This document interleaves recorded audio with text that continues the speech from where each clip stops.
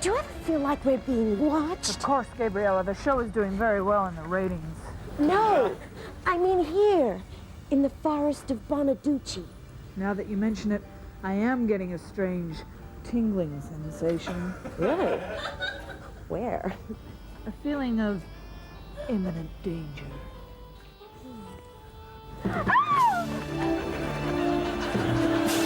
Like the seven consonants of Xenity's a trap! Who are they? G'day, Darth. I am Trudy, leader of the warrior transvestites of King's Crossing. Now, we worship the goddess Priscilla, and yous are our prisoners. Shocking drag, sweetheart. What are you planning on doing with us? Silence, Darth. I'll ask the questions. Now, why don't you tell Trudy what it's like to be a real woman and to have such enormous bazoomas? You'll never know how it truly feels. You fiend! Could I know how it truly feels, Dina? No, Gabriella. Oh. Get them out of here! In today's world, it's hard making ends meet without sacrificing your quality time. You keep clocking up the overtime, but the bills keep coming in, and nothing seems to make any difference. Until now. Our bank is 100% focused on providing value to the customer. People ask me, how can you offer all of this? It's simple. We cut corners. Our competitors spend huge amounts of time and money on record keeping, computer resources, tax compliance, and accounting. We don't. We don't write anything down. To us, that's what deregulation is all about. A lot of banks waste money on friendly staff, ATMs, and paying interest. We don't. Some banks even go so far as to waste money on safes, tables, buildings. We don't. There's just me.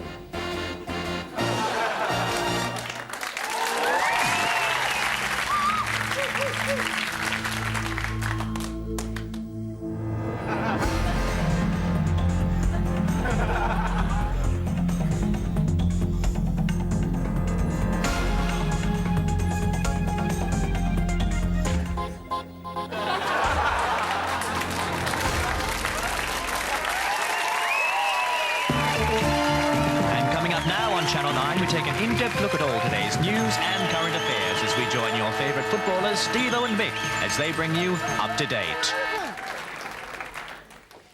G'day and welcome to Up to Date. Yeah, the show where we take a topical issue, shove it up your date. Oh, mate, you are on fire. No, we've got some real serious to talk about, you know, it affects us all, and that's mining at Kakadu. Mate, I couldn't give a rat's knacker about you having a cack at the mining do. Mate, do you realise, you know, what they want to do is they want to, mine yellow cake. Do you know what that is, mate? Of course I do, mate. It's that stuff they make those yellow toilet lollies out of. They're great. They give you something to aim at when you're wringing out your worm. No, mate, it's, uranium. Uranium. That, you know, that's shit house, mate. You know, you know, think of the effect that something like that's going to have on, you know, the didgeridoo people. The what? You know, the couriers. Oh, them, mate, I've played with them blokes and they're a good bunch of bastards. You know that they were actually here before us. Were they? Yeah, mate, they invented football. They used to kick around a stuffed wombat around Uluru. And then the white man came and wrecked everything. The bloody white man. What, Europeans? No, the white maggots, the umpires. They came on that ship with Captain Kirk and destroyed the game. They ripped the heart out of the sport, tried to make it a woman's game. Oh, now, come on, mate. You're way out of line with that comment, mate. Mate, in a nutsack. Football is a man's game. Black, white, or Italian, I don't care. So long as they're men. Big, hard, shiny, sweaty men. Forget the women, mate. I mean, would you like it if I turned up next week wearing a dress? You know, like a strapless number, maybe some silk stockings and black stilettos, nothing, you know, but a G-string underneath. Not too sure. Just have a bit of a think about it, little fella. Yeah, right. Well, morning out Kakadu. Is that a good idea? Or a sheer little miniskirt. Yeah, well, we'll see you later, eh? Catch you when you're knobbing.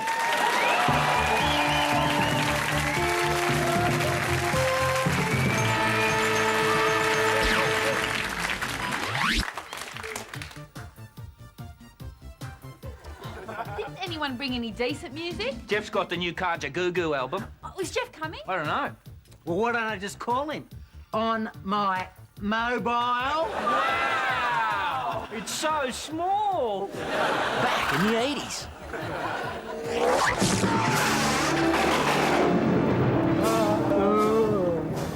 These creatures are cannibals, Gabriella. I think they want to eat us. Oh, really? You must think of a way to... Don't touch me there, Gabriella. That tickles. Zena, look. The warrior transvestites are doing a sacrificial dance to their pagan god. I love to boogie. Look, Gabriella. The hot water is loosening our ropes. Go, Zena! Go!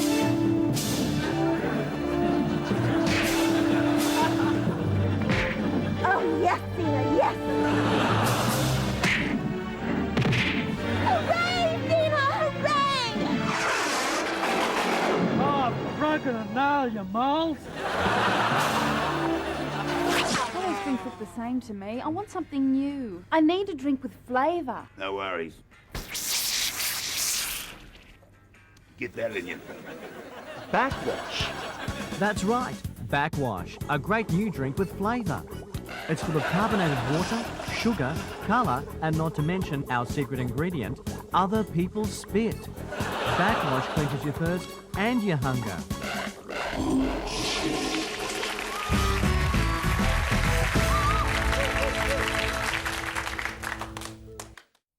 Thank you very much for giving me your land. Thank you very much, thank you very, very much.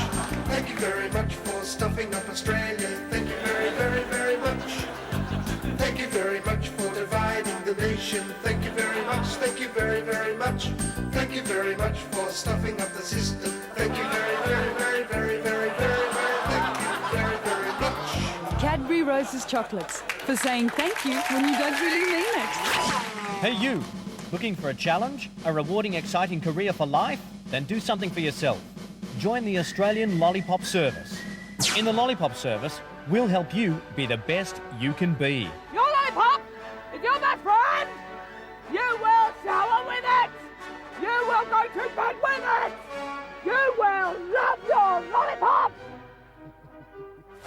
Why waste time in university when right now you could be training for a full-time, unpaid job? We got a sign that's really neat. We got a sign that's really neat. To help school kiddies cross the street. To help school kiddies cross the street. Lollipop, Lollipop, go and stop. go and stop. If 32 weeks of physical pain, psychological torture, and bright orange uniform sounds like your thing, then talk to us.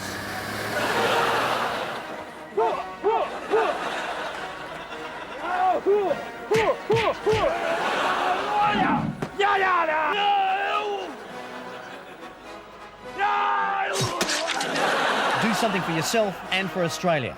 Join the Lollipop Service. You'll take a lot of shit from school kids, but hey, it comes with the job.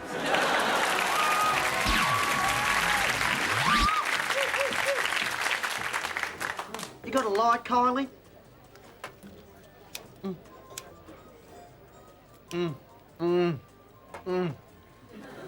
Oh, tar, love. Nothing like the 97th fag of the day. Except maybe the 98th. Yeah, I reckon if I keep going the way I'm going, by the time I die, I'll be able to donate my lungs to the roadworks.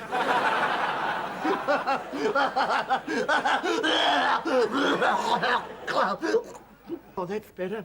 Oh. No, my best friend Elaine, she reckons I should give up the old cancer sticks. Don't know why, they've never done me no harm, you know. In fact, quite the opposite, you know, because they're very slimming. No, I love me fags, I really do. You know, my first boyfriend was the Marlboro man. You know, the cowboy, you know? Come to where the flavour is, he goes. And I came all right. Every ad break, you know. Them doctors, they go to me, you know, they go, Nolene, either lose the fags or you have to get one of them electronic voice boxings what sticks out your neck, you know. I always thought they sounded a bit sexy, though, for me, you know. Owen's in the stream, that is what we are. But I thought I should do the right thing. I really should give up, you know.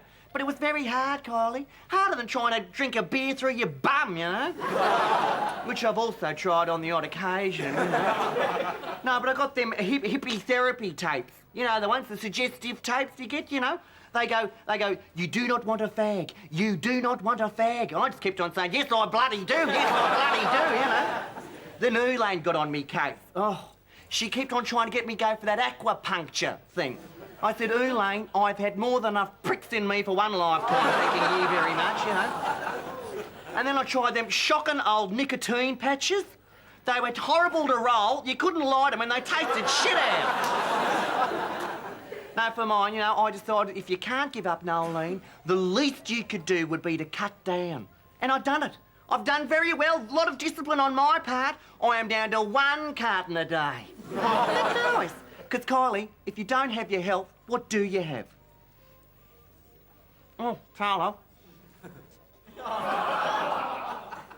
Oh, that's not nice.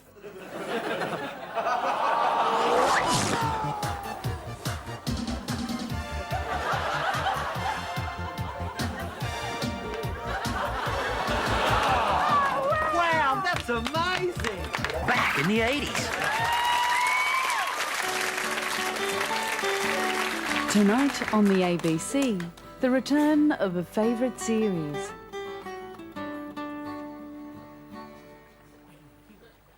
The upper reaches of the Uboto River in Burkina Faso can be very beautiful, but also can be very cold. It's really lucky I'm wearing my Stuart Membry vest. It goes well with my Versace jodhpurs and my Harrods trilby.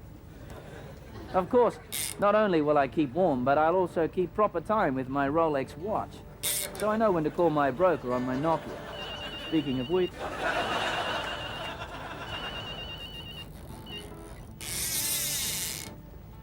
I drive a Range Rover. We didn't find any 4-star restaurants that day, but fortunately we had some sushi flown in from Japan. I would go fabulously well with this. A cheeky little red. From the Bordeaux region, I think. Sebastian, Zach, right up the chopper, will you? Zach. That's tonight on A Yuppie Somewhere.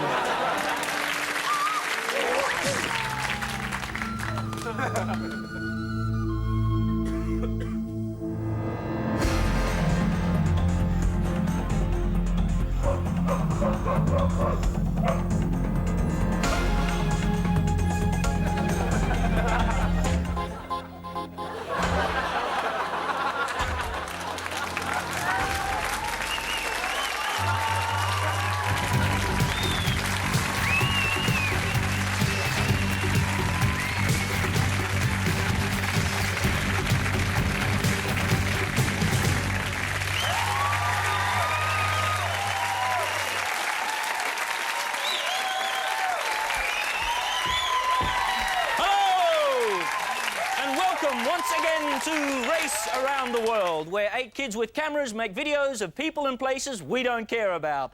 Just like George Negus does, but for a quarter of the cost. To help us out tonight, welcome our judges, filmmaker and debt collector, the always sour, never sweet David Salad. What am I doing on this crap program? I could be out there making another crap film. Sure. Moving right along, the Sydney Tribune's film reviewer and the thinking woman's Benny Hill, Toby Squeeze.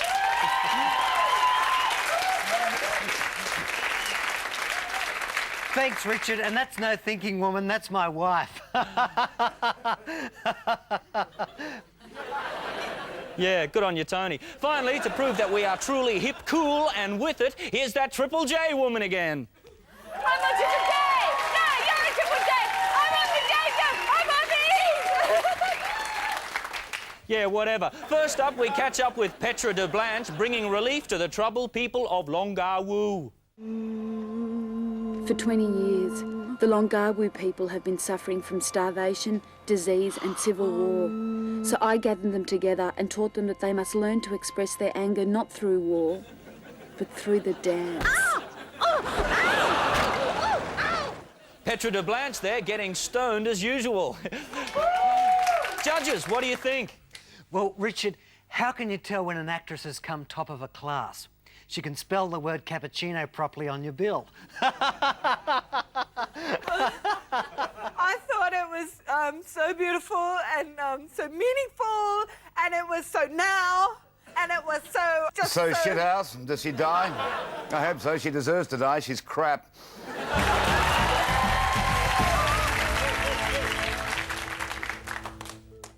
Are you sick to death of pizza sticking to the box? Are you infuriated by weeds that keep coming up between your pavers?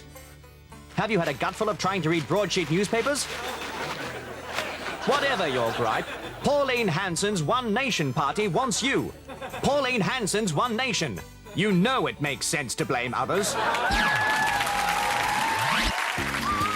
Once upon a time, there was a woman named Dolores who was busy in her career as a rookie police officer. But I took her away from all of that. Now she works for me, Charlie. She's my angel.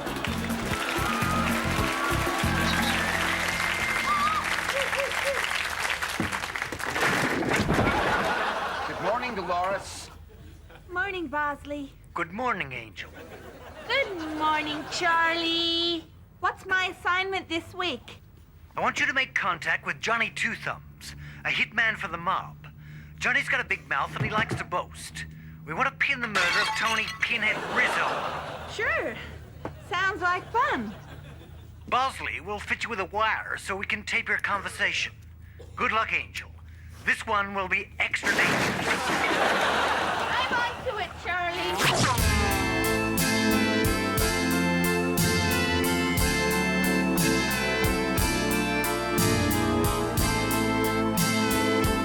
Comfortable, Manara? Yeah, comfortable, Manara? You sure as hell don't look comfortable, you know what I'm saying? Yeah, I know what you're saying, mate. Yeah, mate, I know that you know what I'm saying. I was asking him if he knew what I was saying. So is that what you're saying? Mate, that's what I'm saying. So that's what you're saying, mate? That's what I'm saying, you're right. That is what I'm saying, all right? No, I didn't do nothing. All right? Is that right? That right, is it? You didn't do nothing. That's what I said. Well, we know you did something.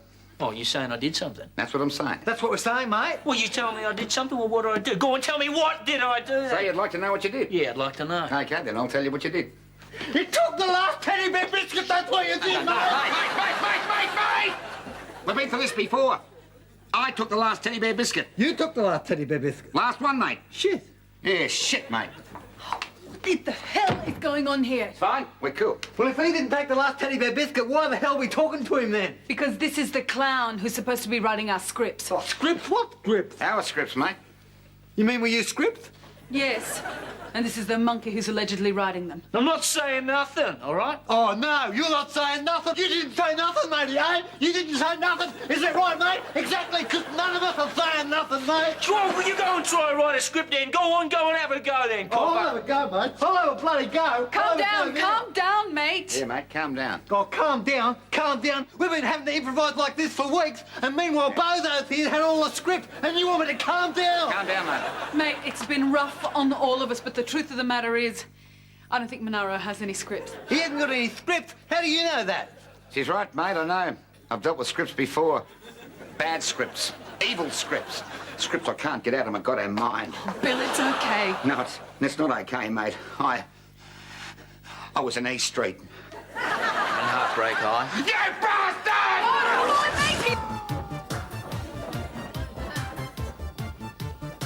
You know what makes this country great, mate? Blokes like Bondi and Skates, mate. Back in the 80s.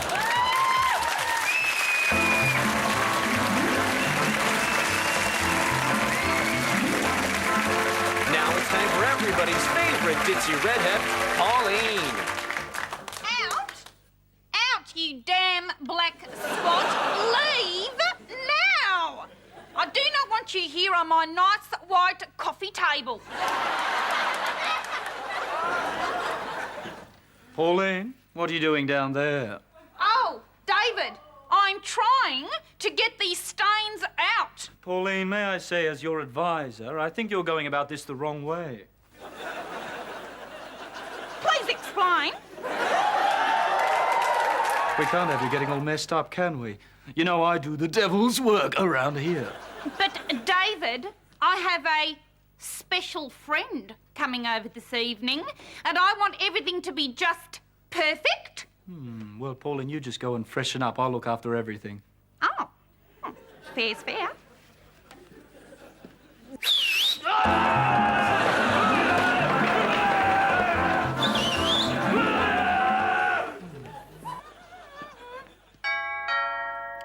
That'll be him now.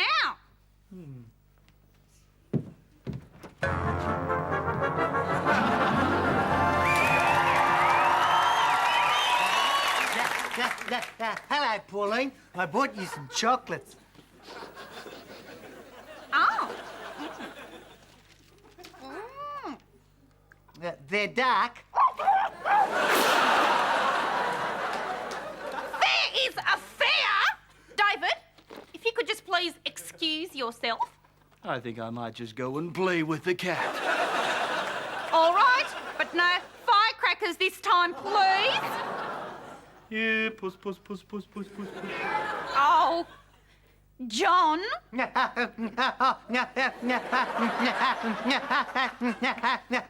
Pauline.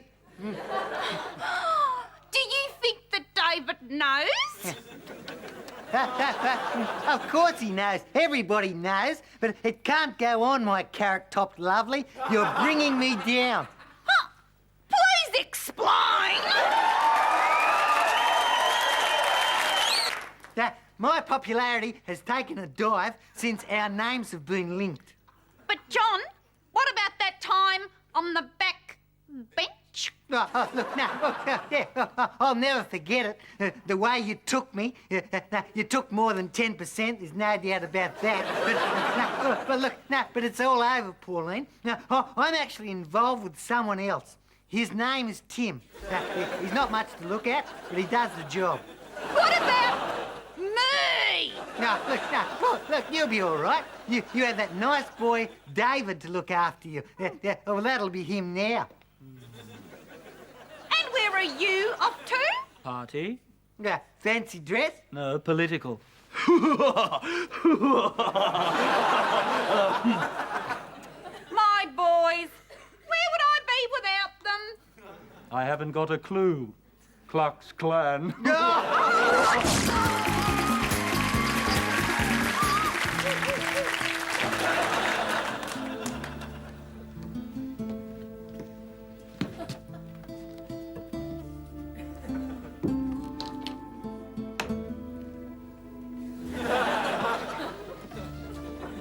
Mind if I sit down? Yeah, beat it. Say, aren't you Johnny Two Thumbs? Who wants to know? Me, Dolores. Dolores Two Legs. I never heard of no Dolores Two Legs. That's 'cause I'm from out of town. Work back east for Polly Four Eyes and Freddie One Ass. Johnny's got a big mouth. He likes to boast. I've gotta lay low after blowing away Tony Pinhead Rizzo. You never did that. Sure I did. No, you didn't. That was me. Hey, what's this? You got a cord coming out of your blouse. And a microphone. You're nothing but a low-down, dirty cop.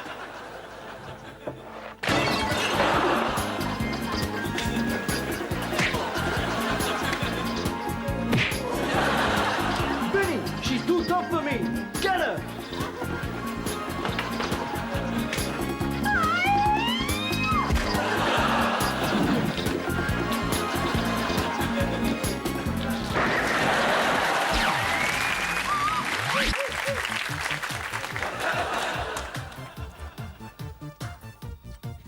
This bloke here got an earring? Must be a pull. Back in the 80s.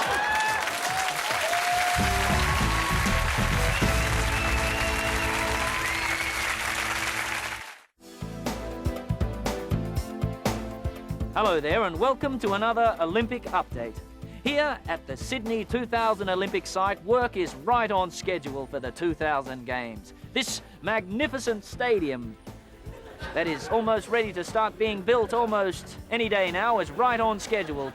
And progress on accommodation at the Athletes' Village is now well advanced. Hi, Cherie. Of course, the athletes won't have to worry about explosive diarrhea from the deadly Cryptosporidium in the Sydney water supply because that has now been completely fixed.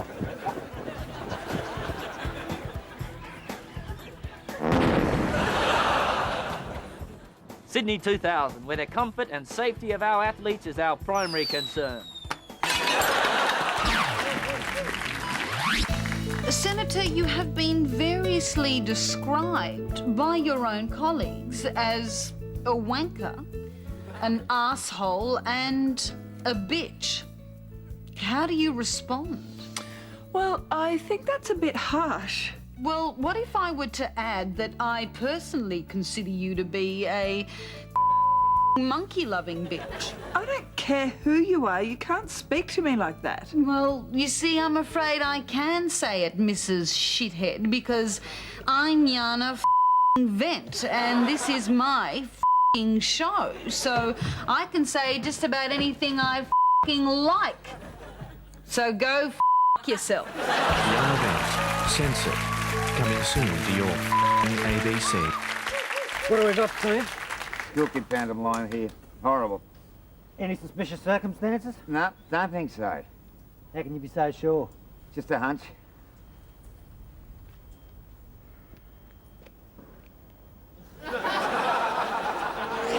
Okay, last time we caught up with Oakley Jones, he was selling his kidneys in Pakistan. I wonder what he's up to this week. I hear that the price of accommodation can be very expensive here in London, but I found an ad in the paper that looks very promising. Let's take a look. How much for a room for the night? Oh, it's about £100 an hour, which is about £800. Lucky I brought my ABC Visa card. Oakley Jones there, and Oakley says his host thought he had a Big Ben. Judges, your scores, please. I don't get it. Richard, it reminds me of the English prostitute. She didn't have a stiff upper lip, she had a stiff upper... Save it for the gutter, Tony.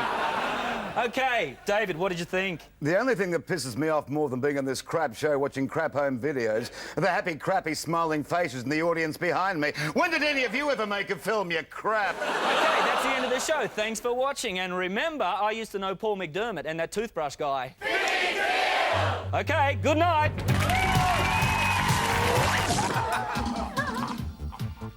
There is no way Daryl could do that show without the ostrich. Back in the 80s. Well, US President Bill Clinton faces his toughest challenge yet, with terror abroad from Arab fanatics armed with chemical weapons, and terror at home from Hillary, armed with a new set of pruning shears. In a 60 Minutes exclusive, one that Tracy Curo wouldn't have been able to get, I spoke with Bill Clinton in his office. Mr. President, thanks for agreeing to talk exclusively with Australia's 60 Minutes. My pleasure, Liz. Always a pleasure to help out a lady down under. Touché, Mr. President. Well, no, please, Liz, I'd be mighty obliged if you just call me Bill. Oh, right, Bill. You've come in for a lot of criticism lately. Oh, you mean shooting off my missiles at defenseless targets? Yes, Afghanistan is not too happy about it. Oh, you mean those missiles? Right, well, what do you say to allegations that the bombings were designed purely to divert attention from the Monica Lewinsky scandal? Liz, I want to tell you one thing. Miss Lewinsky had nothing to do with any of this going on. Now, our sole aim was to strike against terrorism, and my advisors said we had to strike quickly. And where did your advisors get their information from? Well, Liz, why don't you ask them yourself? Pendleman, can I see you for a minute? And who is this? This is D.D. Pendleman, my national security advisor. Bubbles Needlemeyer, foreign policy advisor, is my weapons expert. Trixie LeBoom. counterintelligence operative, Miss Alabama. And last but not least, the head of the CIA, Dipsy.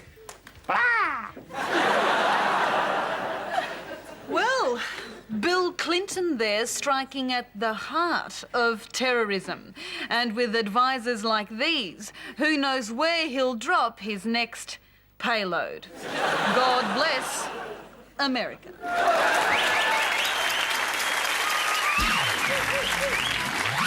You watch her in her room, what does she do? She gets chained? No way. Live, and people can watch. That is sick, man. What station? What's the address? Okay, I'll call you back. Unreal. Ooh, yeah. Max, I'm busy. Ripped off. Oh, yeah, get it on. Well, that's boring. Max! I'm in here on the computer. You've got to get that bloody magazine without there, eh? Oh, I cannot hear ya. Oh, this is boring. Max! I cannot hear ya. Boring. Max, if you really want those magazines in the rumpus room, you've got to do something about them now. Well, Mum said she'd pick them up for me. Well, your mother's not feeling well. Yeah, well, that's not my fault she's sick. Max, if you want to be a responsible member of this family, it's about time you started doing a couple of things around the house. Yeah.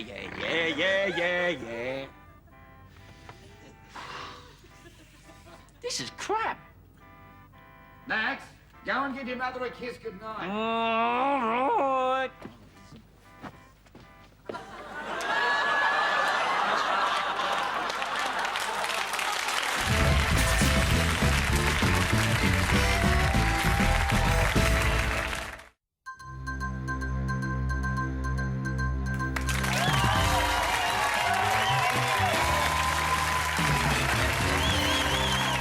Coming to you live from the news centre of the world, it's time for Ian Goodings and the 4 o'clock news.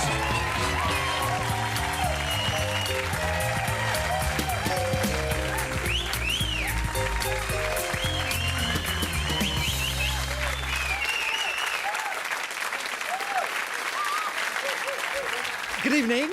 I'm Ian Goodings, welcoming you to the KNOW News, where no news is good news. And in... Oh, just one moment. Oh, my God. Ladies and gentlemen, this is terrible. There's a riot going on. Where? Oh, just over there. Oh, God, this is terrible. It's disgusting. It's flattering. It's exciting. And it's even titillating. Now, girls, come on, please. Break it up now, please, girls. Let's leave that sort of behaviour for the bedroom. Biscuit, give the nice lady her ear back. She's a bit of a tiger, that one. But ahead in tonight's news, a desk, a chair and some textbooks found in a recent study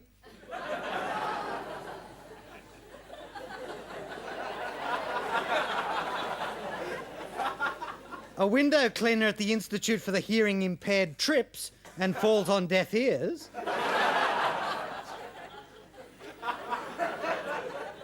A man dressed in a tuxedo lodges a formal complaint. And asked why he called a press conference at 2 a.m, a Perth police chief said it was too early to say. But first the news. Well, in a statement released in Moscow today, Boris Yeltsin has admitted that he was pissed when he sacked his entire parliament, and that he is truly sorry for his actions. Mr. Yeltsin went on to say that he also bought an Hawaiian chicken sub and a griller dog from his local 7-Eleven, which he also deeply regrets. And after sacking his parliament, Mr. Yeltsin drank an entire crate of vodka and in the process won a long-standing bet when the Russian economy collapsed before he did. And a state election in Tasmania has revealed that people still live down there. Well, Mr. Howard has been inspired to call an election after seeing his son score a goal in a school soccer match. God help us if the kid ever gets laid. And still on the election, and Pauline Hanson has said that she believes that once in the privacy of the ballot box, people will vote One Nation. Her theory runs contrary to history, which shows that more people are more likely to pick their noses, scratch their bums and rearrange their wedding tackle. And American President Bill Clinton will this week hold a 2-day summit with Russian President Boris Yeltsin.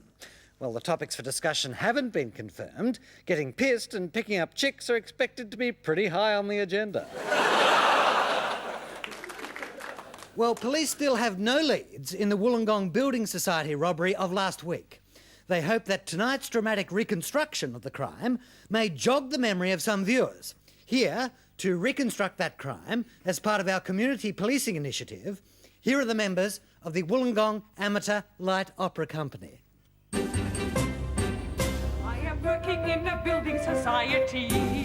I am the picture of propriety. Who would want to rob me? I want to deposit this cash. Look at the size of my stash. But here I know it's safe, very safe, in the safe, very safe, in the safe, very safe, in the safe. I have a problem, it's not funny. Buying drugs takes lots of money. Is it money? Is it money? So put your money in this bag. Hand it over, do not lag, you silly slag. We cannot lag, we cannot lag. I am a flag. I have the cash, now I must dash. Show your face to the human race. Oh, I've been seeing, now I must be fleeing. Fight, push and shove. We are finally for true love, true love, true love, true love.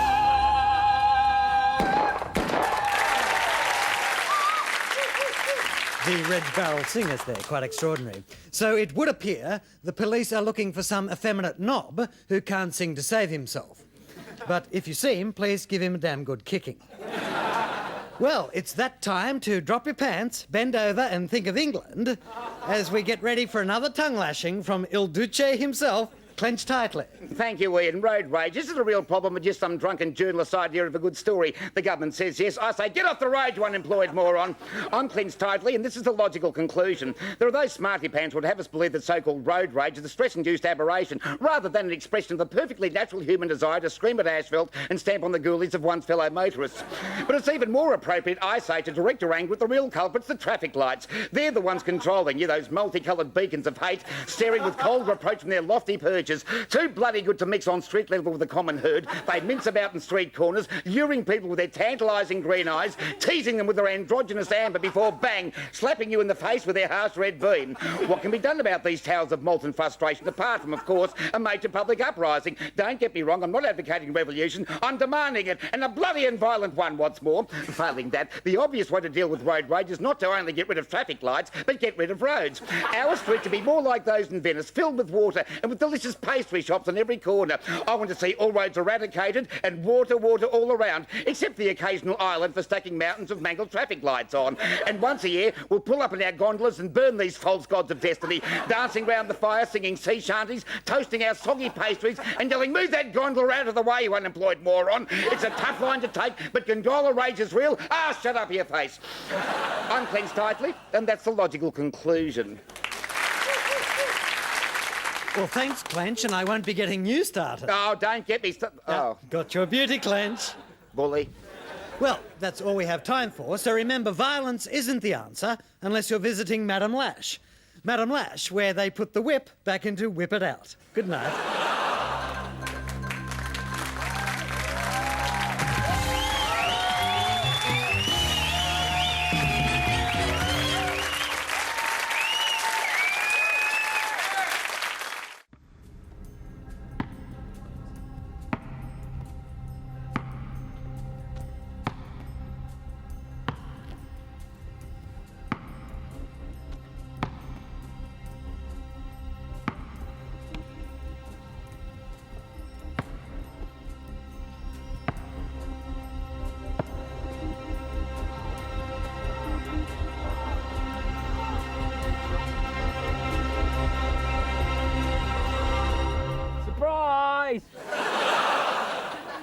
Don't touch the bottom.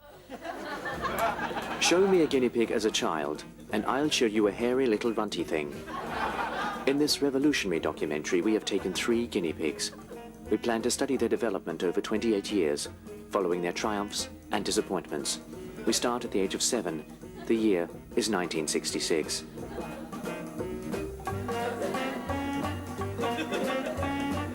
What would you like to be when you grow up? Do you like the seaside? Don't you get sick of eating grass? There you have it, the dreams and aspirations of 3 young guinea pigs. But what will be in store for them when we return in 7 years' time to check on their progress?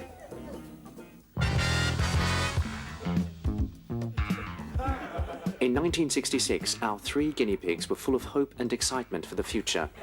But it's been 7 years since we last spoke to Fluffy, Schnoodle and Fathead. What has become of them? Unfortunately, the 3 guinea pigs passed away, as only after checking did we realise that the average lifespan of a guinea pig is 8.5 years. Who can say if they ever fulfilled their lifelong ambitions?